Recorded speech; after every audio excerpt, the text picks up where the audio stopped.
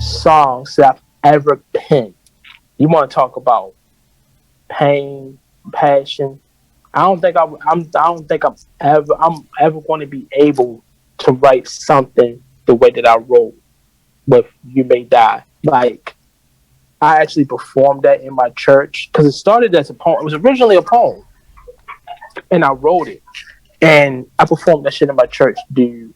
And like at the last verse, I just broke down in tears because I felt what I was going through when I wrote that shit. Like, you want to talk about a person that didn't feel like he needed to live, suicidal, like people just stepped on him and didn't know where he wanted to go with his life and nothing was going right. It was just damage from years of bullshit that happened to him. Everything was in this particular song. And I'm like, damn, I don't think I'm able to do that again. That, you want to talk about catching lightning in the bottle? Yeah, that was like the only time. Cause I was in a super dark place when I did that shit. Like, I was ready to check out, man. That was it for me. I couldn't enjoy life no more. I just didn't want to do it no more. And "You May Die" was that was my exit song. That was my exit song. Like, time to close the curtains one last time. Take my last bow. Go into my dressing room. The claps is going to fade sooner or later, and I'm gonna fade right along with them. And that was the mission. That was the aim. But I knew in my heart to heart it couldn't end there. I was literally met for something else. All this negativity and this hate and this pain and this anger and this bloodlust and all this shit that was in my mind. This can't be it for me. There has to be something more. There is something more. And I just kept running with that idea and that thought.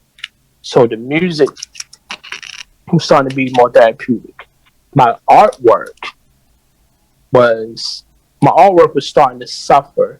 Not a whole lot, but enough to the point that the only time I would do something would be, an album cover for my brothers, or if somebody needed me to do like a design or a logo.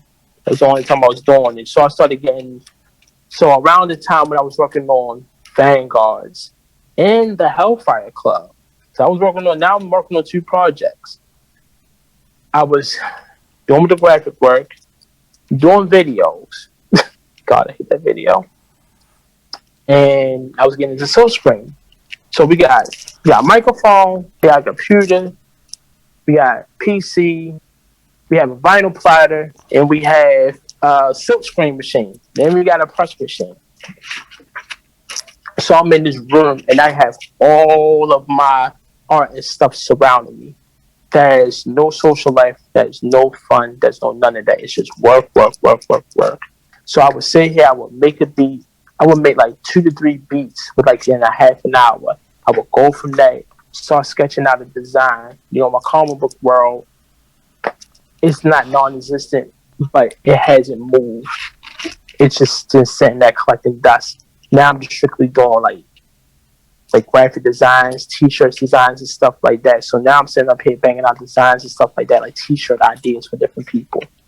Go from that, practicing on doing the vinyl plot and, making my own t-shirts. Now, I'm not even going in the store buying graphic tees like people go to Walmart and shit like that. Graphic tees, what the fuck is that? You mean like this? You mean like this one that I have, the one that I created myself?